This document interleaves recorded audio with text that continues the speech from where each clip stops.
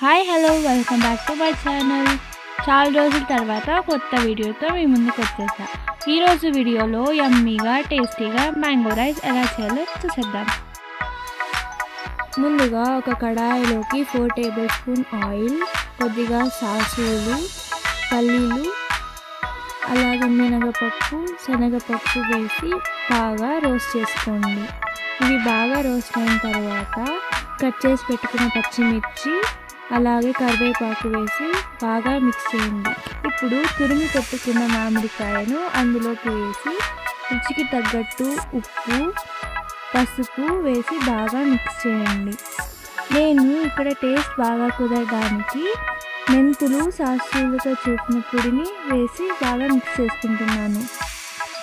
ఇప్పుడు ఫైనల్గా కొత్తిమీర వేసి మిక్స్ చేయండి. బాగా మిక్స్ చేసిన తర్వాత ఇప్పుడు స్టవ్ ఆపి వేడి అన్నాన్ని కలుపుకుంటే అంతే, మ్యాంగో రైస్ రెడీ అయిపోయినట్టే.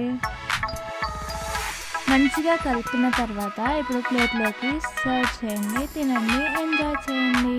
Thanks for watching. See you in the next video. Support my channel. Bye.